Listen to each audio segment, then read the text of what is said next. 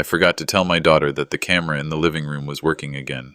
When I checked it, I froze. She and her husband were digging through my papers, whispering.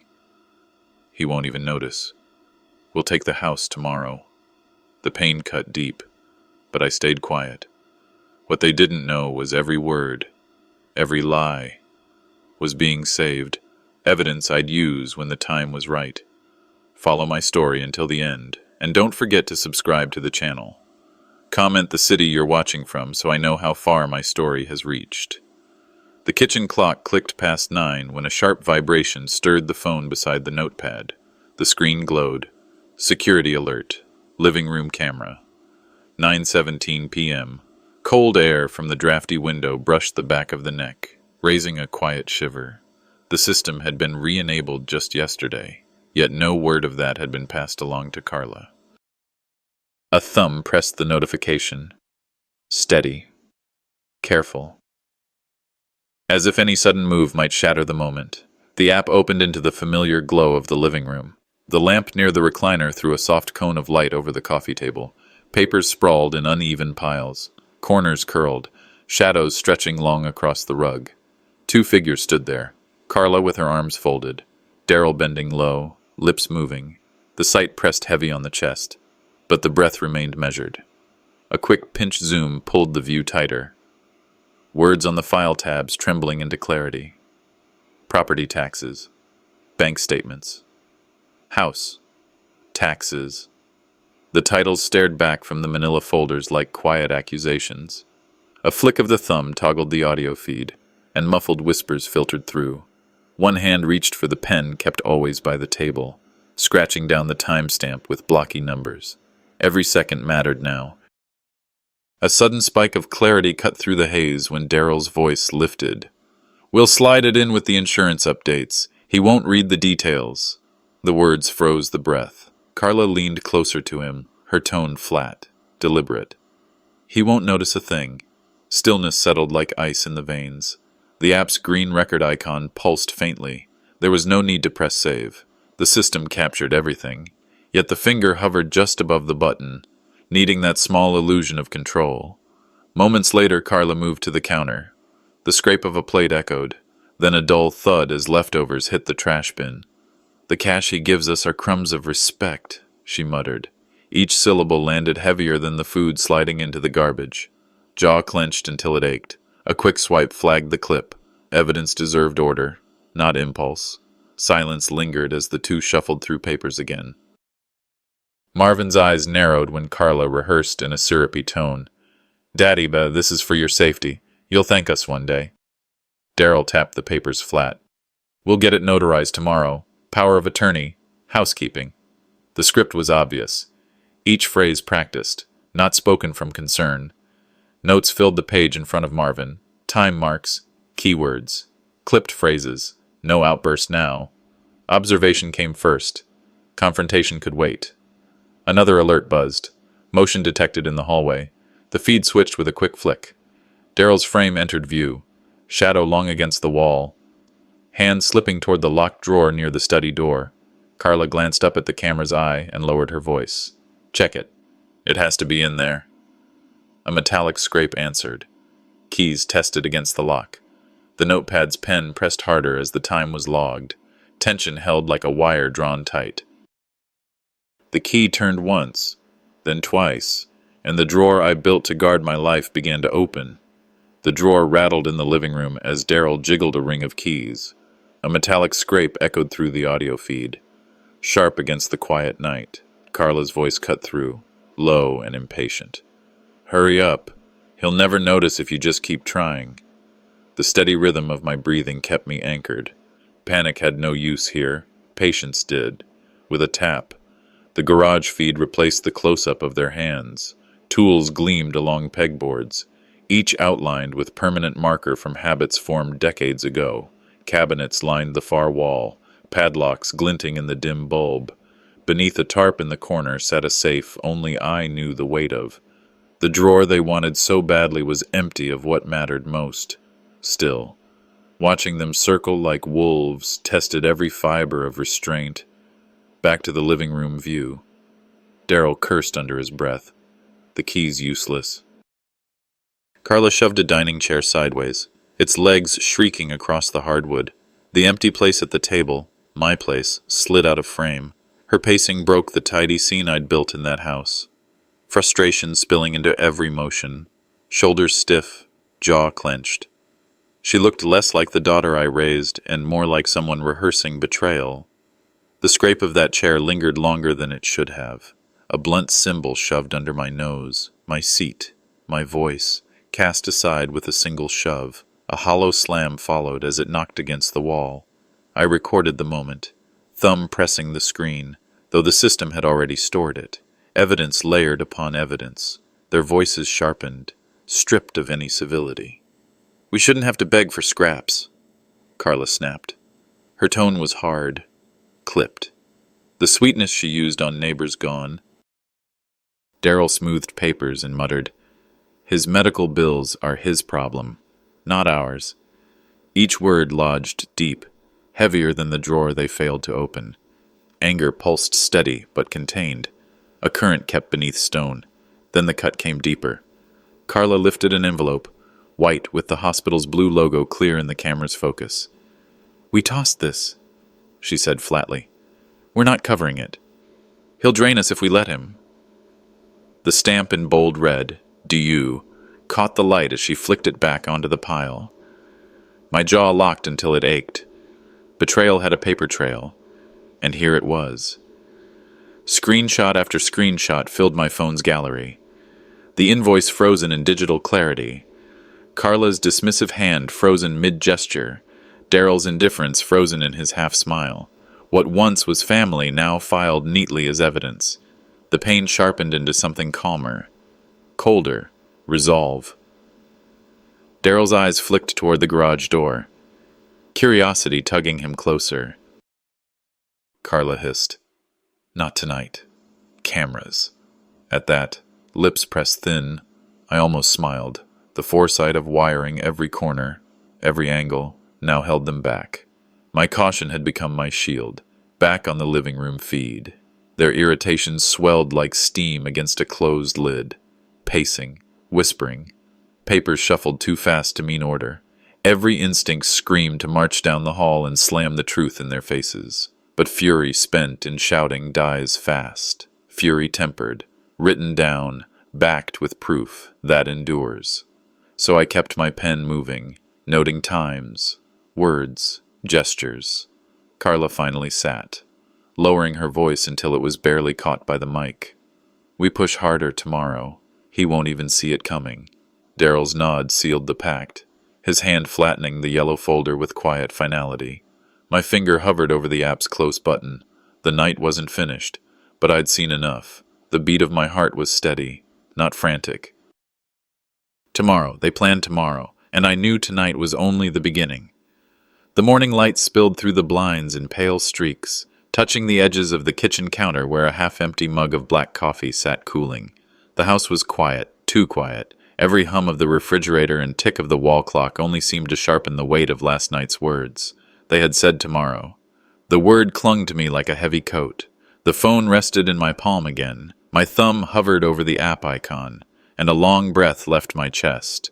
No need for panic. Patience had kept me alive this long. The feed opened. The living room filled the small screen, familiar yet tainted. I tapped the timestamp and watched it all unfold again in the cold light of morning. Carla's hand slid across the table in the recording, shoving a white envelope half hidden beneath a pile of magazines. I leaned closer. The logo on the corner was clear enough now. Hospital billing. The red ink at the bottom screamed due, the date not far away. My name sat at the top in bold type.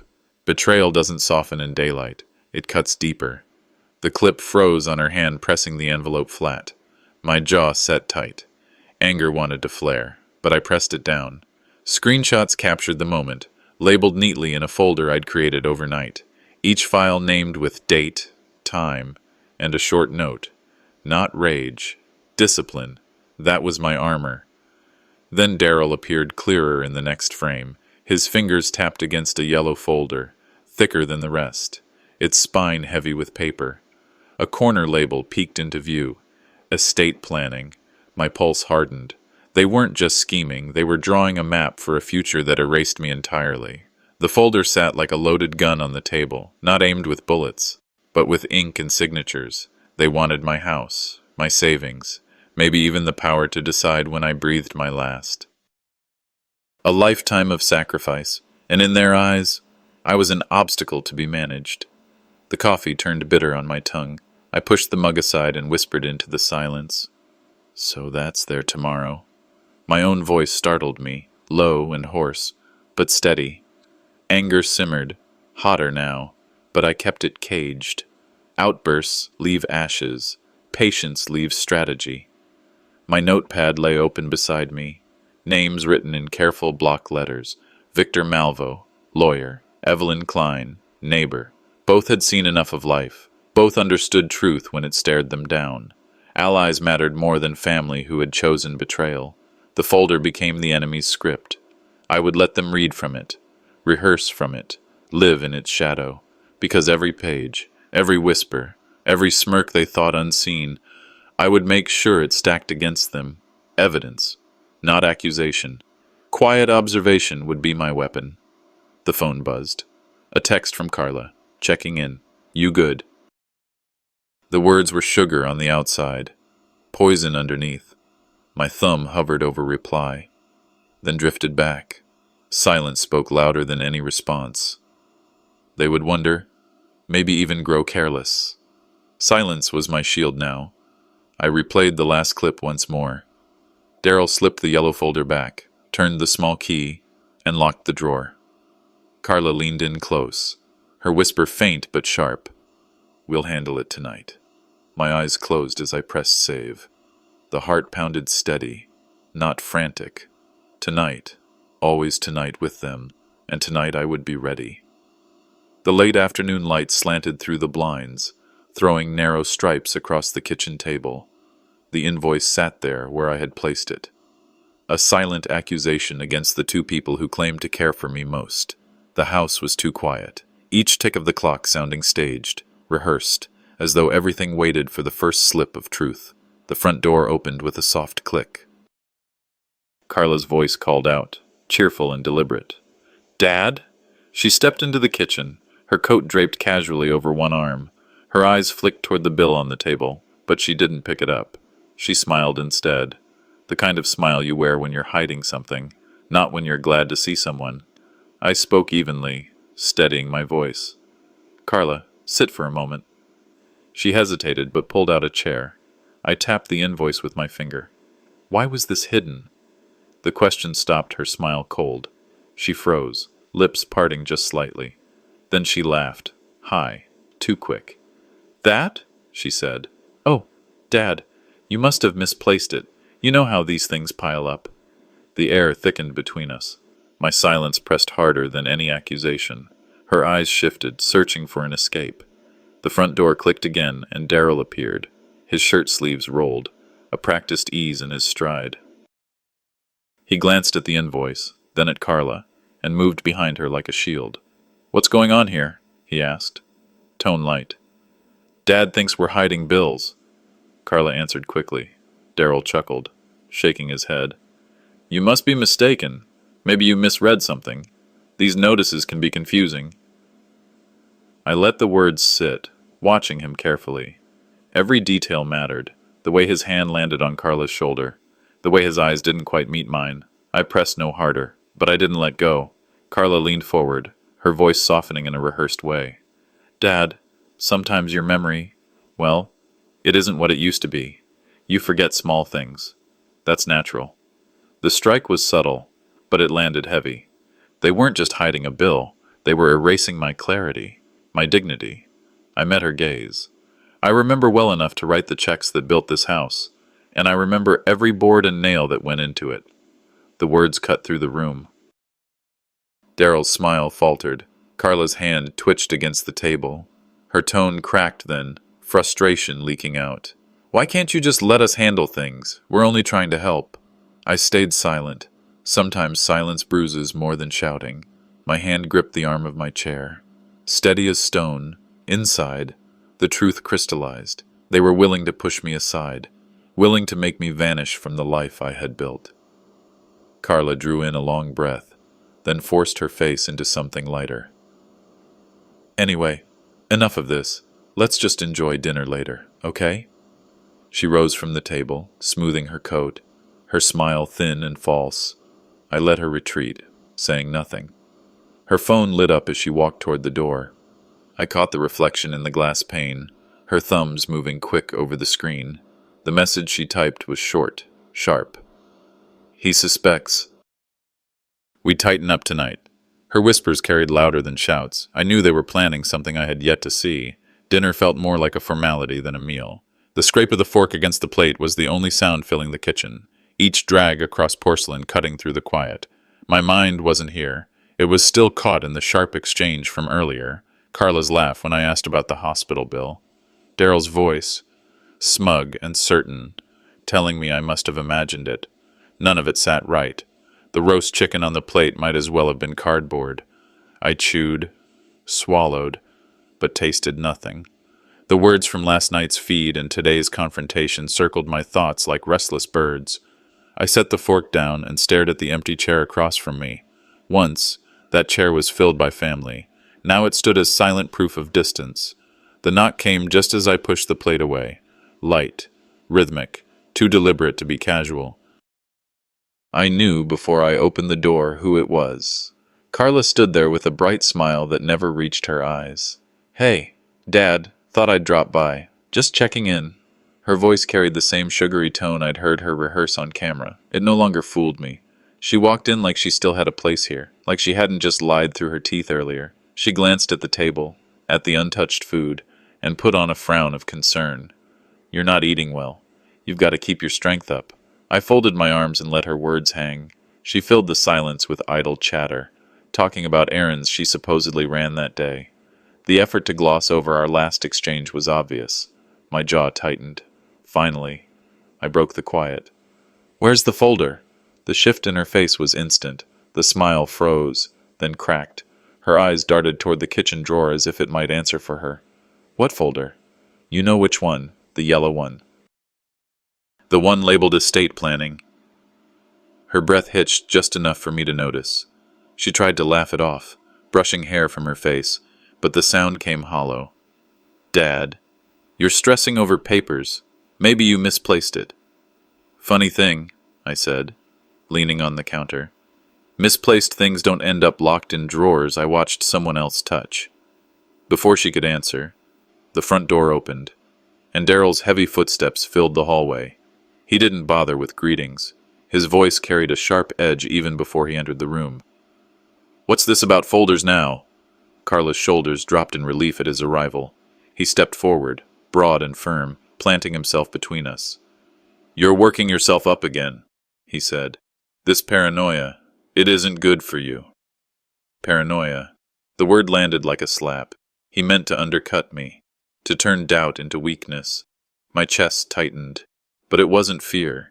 It was something colder, steadier. I straightened in my chair. "This is still my house," I said, my voice sharper than it had been in months. The words cracked through the air, louder than I intended, but I didn't care. For a brief moment, the room stilled. Carla's lips parted, her smile gone entirely. Daryl looked at me as though measuring just how far I'd push back. I leaned forward, lowering my tone until it was steady as stone. "And if you think I'll sit quietly while you bury my life in those papers, you're mistaken." The shock on their faces was brief but telling. Carla recovered first, scoffing. "You're being stubborn again. We're only trying to help," Daryl muttered, almost to himself. "If he won't cooperate, we'll have to take steps." The threat hung in the air, veiled but unmistakable. I let it settle, then gave a small nod. Not of agreement, but of acknowledgement. They had shown their hand, more than they realized. Inside, something shifted. This wasn't suspicion anymore. It was a declaration of battle. I thought of Victor Malvo, the lawyer who once told me, "When people show you their plan, don't argue, just prepare." My anger, hot moments before, cooled into resolve. They believed they had the upper hand. They believed I was alone, fading, too frail to stand. That belief would be their undoing. I let the silence linger, offering them no more than a steady stare. Eventually, Carla huffed, gathering her purse. Darrell followed, his glare lingering a second longer than hers. The door clicked shut behind them. I sat alone again, the kitchen light casting long shadows across the table. Slowly, I pulled out a small notepad and scrawled 6 words. Tomorrow, call Victor. Do not delay. I set the note on the nightstand later, where I'd see it first thing in the morning. My hand lingered on it a moment longer before I tucked it into my wallet, pressing it close to my chest. If they wanted a fight for tomorrow, I would bring one they could not see coming. I let the phone ring twice before answering, steadying my breath. "Darrell," I said, shading the sun with my palm as I sat in the car outside Victor Malvo's building. Holiday banners flapped over Maine. "You called. We should swing by later. Make sure you're set with the insurance forms," he said. "Carla worries you'll miss something." "I'll be home." I killed the engine and listened to a church chime settle the nerves. 15th floor, frosted glass, the smell of strong coffee. Victor kept the place tidy as a courtroom. He unlocked the door, nodded once. "Morning, Marvin. Let's get specific." I put my legal pad on his desk. 3 lines. Camera clips, drawer attempt, hospital bill. No speeches. Victor tapped his keyboard and turned a monitor toward me. "Over the last 24 hours, someone tried to add a secondary signer to your checking account. The request failed. The SSN didn't match. 5 minutes later came a PDF labeled Household Caretaker Authorization. Your signature was lifted from a different document. Sloppy copy. Air left the lungs slow. Source? IP stamp from the network at Darrell's firm. He dragged 2 images side by side. The pasted signature. My real one. My pen line curved. The fake sat flat and dead. That's intent, not accident. I slid across 3 printed stills from last night's feed. Carla tucking the hospital invoice beneath magazines. Darrell testing keys at my locked drawer. My chair shoved aside. Audio is clear. All clips backed up to cloud and local. "Good," he said. "First, freeze checking and savings. Second, notify the bank's fraud unit in writing. Third, record a temporary hold against title activity on the house. You hold the deed outright?" "I do." "Then nothing transfers without you. We'll also draft a limited power of attorney naming me for defense only. You revoke any old blanket forms, today. That will anger them." "It will protect you," he said. "Anger doesn't move money." He dictated letters while I signed. A notary came in with a metal seal. The stamp cracked like a bolt sliding home. With each page, shoulders loosened. Quiet beats noise. Paper beats theater. Midway, my phone lit with Carla's name. I let it buzz twice. Answered. "Dad," she sang. "We're coming by tonight. There are forms that can't wait." "After 7, I said. "Want me to bring dinner?" "I have plenty." I hung up. Victor lifted a brow. Pressure continues. They plan to overwhelm, confuse, and sign. "Then change the game," he said. "I'm filing fraud alerts with the bureaus. Open a fresh account at a credit union they don't know. Move a living reserve tomorrow." "Done." He handed me a folder with his letterhead. "Copies of everything. Keep it where only you can reach." "There's a safe under a tarp in the garage," I said. "They don't know the combination. Use it, and don't face them alone. I can be on the line, or here by 7. I'll keep you within reach," I said. "Front step is mine." He walked me to the door. "When charm fails, people try pressure. When pressure fails, they paint you incompetent. You are not. Let the paper speak." The Gulf front made Houston feel briefly like winter. I drove home through noon traffic, set the folder on the kitchen counter, and checked the cloud app. Every clip showed a green check. I brewed coffee, no TV, no radio. Silence did the work with me. The phone buzzed again. "Darrell." I let it ring twice. He went low and careful. "Quick favor. Can we bring a notary? Saves you a trip." "I'm finished with paperwork for today," I said. "But you're welcome to stop by." "We'll bring everything. Fewer errors if we guide you. I've guided my hand this long, I said. 7. A pause. Fine. I labeled a new thumb drive and copied the most damning clips. The drive went into an envelope with Victor's card, then into the inside pocket of my jacket. The folder went to the garage safe. The dial turned. The wheel settled with a clean metal sigh. Afternoon thinned. I walked the hall, checked lenses, motion, cloud sync. Each camera winked green. In the living room, I returned my chair to its place at the table, wood steady under my palm. No more scraping. Not tonight. Dusk took the yard. Porch light clicked on. I stood by the window and counted down from 50. Slow and even. A car rolled to a stop. Headlights cut. 2 shapes climbed the steps. The yellow folder moved with them like a flag. They planned tonight. So did I. The doorbell rang once. I let the sound carry through the house, then went to the door, set my hand on the knob, and prepared to let paper speak before voices. Before leaving, Victor placed a small card beside the folder. My cell. If they raise their voices, put me on speaker. If they offer a pen, use yours. If they slide paper across the table, read the title out loud and set it aside. You control pace. He printed a short checklist in large font.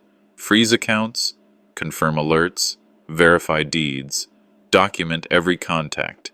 Simple steps, simple protection. At home, I followed the list. I called the bank's fraud unit and confirmed the freeze with a reference number. Wrote it on my pad in block letters. I added the credit alert confirmation codes.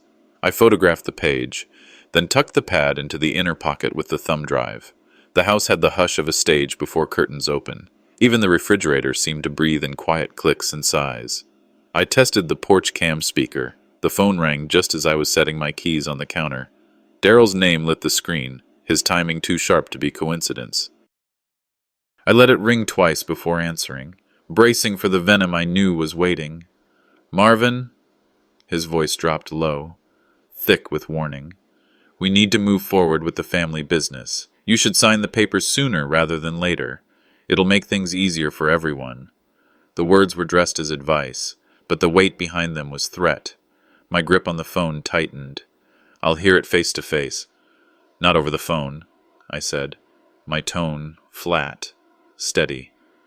This isn't something to rush through on a call. There was silence on his end, then a sharp inhale. Suit yourself. He hung up without another word. The house settled into quiet again, but it didn't last. A knock at the door broke the stillness. Carla stood there, unannounced, a folder tucked under her arm, her smile stretched thin as if she practiced it on the drive over. Dad, she began, stepping inside without waiting for my answer. I thought we should clear the air. She slid the folder onto the table and flipped it open. Inside was a document with my name printed neatly at the bottom. My stomach tightened as I recognized the attempt. My signature, or something meant to be, sprawled across the page. You already authorized this transfer, she said lightly, almost rehearsed. We're just finalizing. A forged paper, their trap tightening. Heat rose in my chest, but I forced it down, eyes calm as they studied the lines. I don't recall signing this, I said evenly, keeping my hands folded in front of me. Carla's smile wavered. Memory gets tricky at your age. Dad, that's why we're here to help. The words stung, but I refused to show it. Silence became my weapon. I let it stretch until she shifted in her seat. You think silence means surrender? I finally said, voice low but sharp. It doesn't. Her mask cracked. If you don't cooperate, you'll regret it. Everyone will believe me, not you. The threat hung heavy, her tone cutting. I leaned forward just slightly. We'll see who they believe. For the first time, her confidence faltered. She stood abruptly, snatched her purse, and stormed out. The door slamming behind her. The forged document remained on the table, abandoned. I picked it up carefully, slid it into a drawer, and locked it away. Evidence. The house settled again, but my pulse hadn't. I thought the night was over until my phone buzzed. An email notification from Daryl. I opened it. A single file attachment loaded slowly on the screen. When the words came into focus, my blood ran cold. It was proof of a crime I had never committed. The air outside Carla's house felt heavier than it should have. Even the brisk morning sun couldn't lift the weight pressing down. Shiloh opened the door for me, her eyes darting nervously before she whispered a soft hello. That small kindness was enough to steady me as I stepped inside. The dining room looked staged for a showdown. Papers stacked neatly at one end of the long table. Chairs perfectly aligned. Carla and Daryl sat together, their posture rigid, faces already tight. I took the chair across from them, the same way I had taken my seat in courtrooms decades earlier as a witness, quiet, watchful, ready. Carla wasted no time. She leaned forward, her voice coated with sugar but sharp underneath. "Dad, you've been confused lately. You've misplaced documents. You're not handling finances responsibly." Each word was carefully measured, like a script rehearsed in the mirror. I didn't flinch. My reply was slow, deliberate. Confusion doesn't tuck hospital bills under magazines. Confusion doesn't forge signatures. The silence that followed was louder than any argument. I could see Shiloh stiffen, her gaze bouncing from me to her mother. Daryl broke it first. His palm came down hard on the table, rattling the papers. "You're endangering the family's legacy. Do you think your stubbornness is protecting us?" His shout echoed through the house. My jaw tightened, but I stayed calm, every nerve urging me not to give him the satisfaction of anger. Then, from the corner of the table, a soft voice rose. "Shiloh." Her words were trembling but clear. "Grandpa's not the one lying. I've seen you. Mom, you and Daryl whispering, hiding things. Don't act like he's the problem." Her courage stunned them, and gave me strength. Carla's mask cracked. She turned on her daughter with venom. "Don't you dare talk to me like that. You don't know what's best for this family." Her yell tore away the last shred of her carefully polished image. For the first time, her fury was laid bare in front of us all. I slid the forged document across the table, the one Carla had left behind in her rush to leave my house. The black ink of my faked signature glared up at them. "Explain this," I said simply. The door opened behind me, and Victor Malvo stepped in. He had been waiting for my signal. His calm voice carried authority. "I've already reviewed this. It's a forgery, and I'm prepared to take it further." The room shifted in an instant. The bravado drained from their faces, replaced by pale shock. Carla leaned forward, whispering with icy precision, "You'll regret crossing us, Dad." I leaned back, letting her words settle into the silence, the threat hanging heavy in the air. For the first time, I saw fear flicker behind their anger, and I knew the real battle was about to ignite. The phone began buzzing before the sun had even settled into the blinds. Each ring carried the weight of another relative, with questions I hadn't asked for and accusations I hadn't earned. Their voices overlapped in voicemail snippets, concern twisted with suspicion. It was clear the story was already moving faster than truth could catch it. By mid-morning, I pieced together the damage. Carla and Daryl had wasted no time passing around copies of that forged paper. Cousins from San Antonio, an uncle in Dallas, even old church friends, all murmuring that I'd signed away control, that I was losing my grip, my name, my steadiness. The reputation I had built brick by brick was being chipped apart in hours. I sat at the kitchen table, hands steady despite the storm. Reputation was a fragile currency, but truth was a sturdier one. It didn't need to shout. It just needed to stand when everything else fell. That thought was the only shield I had as the phone kept ringing. A knock at the door pulled me from the screen. Evelyn Klein stood outside, her coat zipped up against the wind, eyes sharp with something more than neighborly concern. Once inside, she wasted no time. She said she'd heard everything last night, Carla's raised voice, Daryl's pounding on the table, words leaking through the thin December air. Her tone carried no judgment, only clarity. Then she offered something I hadn't expected. She said if things came to it, she would testify. That she'd stand and say she heard anger, not care, threats, not concern. It was more than help. It was proof I wasn't imagining this war. The relief sat heavy in my chest. Not long after, Shiloh's name lit up the phone. She spoke in whispers, hiding from her mother and Daryl. She told me she believed me, that she'd seen too much already to pretend otherwise. Her voice cracked when she asked me not to give up. That call was short, but it carried more strength than a dozen family meetings. Still, the lies spread. From my porch, I overheard neighbors talking in careful tones, some convinced by Carla's polished stories, others hesitant, unsure. Gossip had always been a quicker messenger than truth. It stung, but it didn't break me. That evening, I laid everything I had on the table: printed emails, screenshots, the forged signature, Evelyn's words in my memory, Shiloh's call still ringing in my ears. Quiet preparation was my answer. They were building noise. I was building proof. Night settled heavy. I sat alone, the hum of the refrigerator my only company, whispering to the room. I reminded myself that dignity weighed more than comfort. I could outlast lies, even if it cost me every ounce of peace tonight. Near midnight, a faint scrape broke the silence. An envelope slid under my front door. Plain, white, no return name. My breath slowed as I bent to pick it up. The seal tore with a sound that seemed too loud for the hour. Inside, words stared back. Black ink heavier than any insult or rumor. It was a court summons. The court summons lay on the table where I'd left it the night before, the official seal glaring at me in the early morning light. My coffee had gone cold beside it. For a long while, I just stared at the papers, steadying my breath, reminding myself that fear had no place here. Then I picked up the phone and dialed Victor Malvo. My voice, when he answered, was calm but resolute. By mid-morning, I was sitting across from him in his office downtown.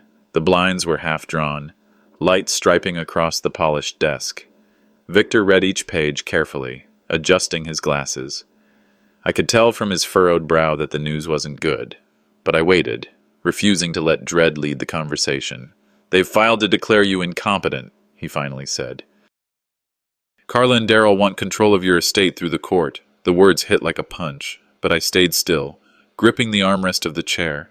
So this was their next move: strip me of my dignity by law. They'll regret thinking silence means weakness. I told him, each word measured. Victor nodded.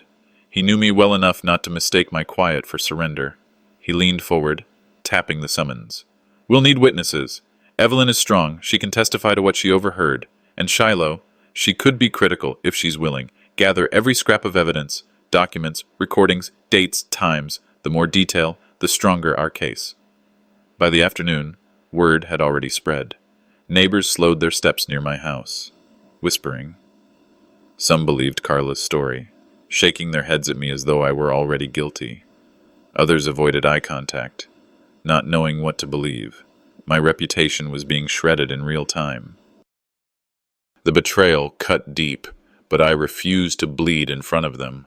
That evening, Evelyn knocked at my door, her scarf pulled tight against the chill. "I'll stand by you." "Marvin," she said without hesitation, "I heard enough that night. If they think they can twist the truth, they'll have to get through me." The firmness in her voice lifted something heavy off my shoulders.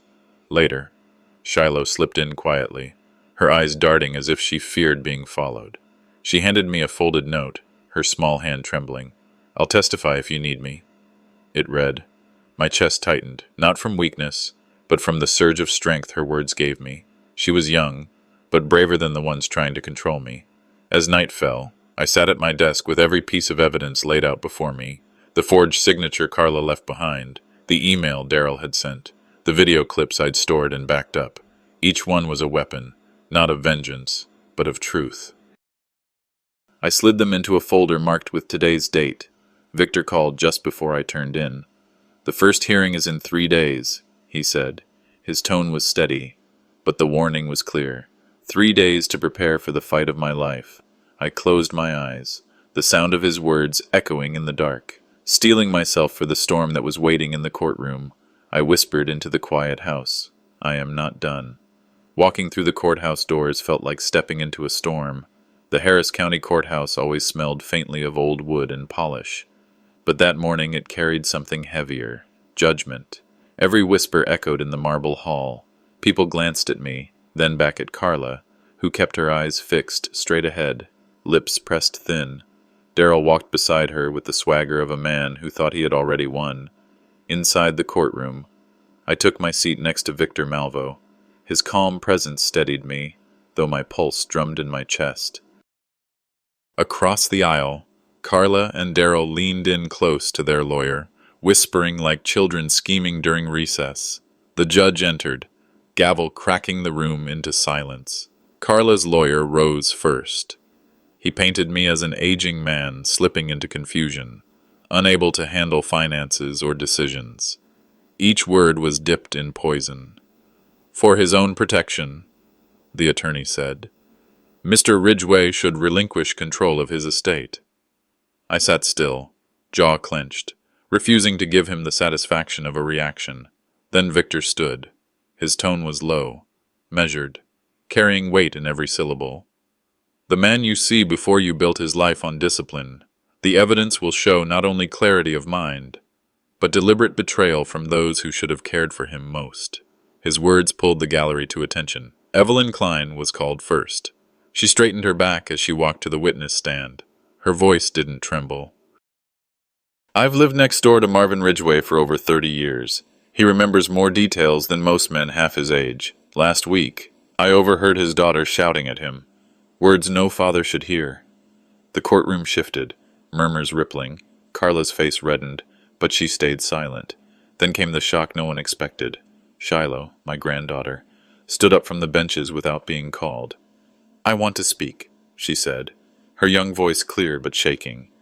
The judge hesitated, then nodded. Shiloh walked forward, her eyes darting between her parents and me. My granddad isn't confused, he's careful. He notices everything. I've seen my mom and Darrell argue late at night about money. I know they've been hiding things from him. Her words cut sharper than any lawyer's. Carla hissed under her breath, but the damage was done. Darrell tried to recover. He leaned on the rail, voice booming. This is family business! His attempt to intimidate Shiloh backfired. She didn't flinch. Evelyn held her gaze steady in support, and the gallery erupted in whispers. Victor seized the moment. He walked to the judge's bench and presented a small USB drive. Your Honor, this is security footage from Mr. Ridgway's home. Screens flickered to life. The courtroom watched Darrell on camera, rifling through my drawers, keys jingling. His own voice, captured in the recording, filled the room. It has to be in here. Gasps echoed. The color drained from Darrell's face. Carla tried to interject, but Victor wasn't finished. He laid down copies of forged documents, the same ones they'd tried to pass as mine. Notice the signature. Mr. Ridgway's handwriting is precise. These are clumsy imitations. The judge's eyes narrowed, brows lifting. This is serious. His tone cut through the courtroom like a blade. He turned sharply toward Carla and Darrell. Attempting to defraud a parent is not only disgraceful, it borders on criminal. The gallery buzzed louder. Reporters scribbled in notebooks. For the first time in weeks, my shoulders felt lighter. Carla stared at the floor. Darrell clenched his fists, unable to meet anyone's eyes. The judge rapped the gavel.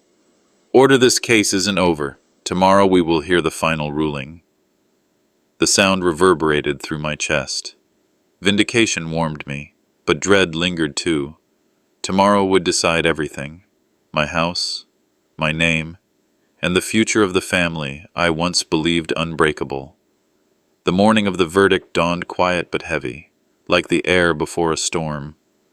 Sleep had been brief and restless, yet the body rose early, pulled by duty more than energy. The courthouse loomed ahead, its stone walls cold in the winter light. Each step up those stairs echoed with the weight of years lived, sacrifices made, and betrayals endured.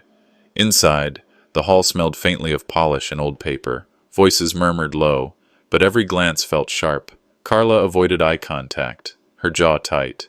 Darrell sat beside her, hands restless on the table, eyes darting like a man already cornered. Shiloh was there too, her face pale with worry, but anchored by a courage that steadied the heart. When the judge returned to the bench, silence fell. The shuffle of robes, the clearing of a throat, each sound magnified. Pages turned, and then words cut through the tension like a knife. Forgery confirmed. Daryl's name followed in the same breath, tied to charges that left him shrinking in his chair. A collective gasp rippled through the room. Carla's composure cracked. She leaned forward, shaking her head, whispering rapid excuses that dissolved into air. Then the hammer came down fully. The court ruled against her petition. The lies she had spun unraveled, thread by thread, in full view of every neighbor, every relative who had whispered doubt. It was not just defeat, it was exposure. Daryl's fall was swift. The judge ordered further proceedings, his face drawn with disdain for the schemes laid bare. For all his swagger, Daryl sat slumped, a shadow of the man who once barked demands at a dinner table. Shockwaves rolled across the gallery. Even those who had doubted now knew the truth. Shiloh broke then, tears streaking her cheeks. She turned, whispering an apology that felt both personal and generational. The fracture in the family was undeniable, but within it glimmered the possibility of something worth mending. Her hand found mine, and for the first time in weeks, warmth returned. When asked about the estate, the choice was clear. Years of labor, of checks written, of nights endured alone, all had not been for greed's taking. I declared it plainly. Carla would not inherit. The will would pass instead to Shiloh, not as a pile of money, but as a guardianship of values. This family's dignity is worth more than dollars, I told the court, my voice steady. Carla's scream tore through the room, raw with disbelief. To her it was betrayal, though the irony was carved deep in everyone's minds. She had struck first, and now her own hand had turned against her. She crumpled, her fury echoing off the walls, while the gavel kept its calm rhythm of justice. When it was over, the doors opened wide. Flashbulbs burst outside. Reporters shouted. But the heart carried only calm. Victor walked at my side, Shiloh close behind. We stepped into the cold daylight, the storm behind us, and yet its lesson carried forward. That evening, home wrapped around me like a familiar coat. The quiet was no longer empty. It was reflective. The envelope on the table, the notes scribbled late at night, the files stacked with trembling hands, all had led here. And in that silence, words rose not just as thought, but as truth to be spoken aloud. Dignity is not for sale, respect must be earned, and legacy is measured not by wealth, but by the lives it touches. They tried to take everything, I whispered, but respect, once reclaimed, is priceless. The story, painful as it had been, left something greater than loss. It left wisdom. To those who would listen, to those who had watched, the message was clear. If greed guides your children, you raise strangers, but if you raise them with respect, your legacy outlives money.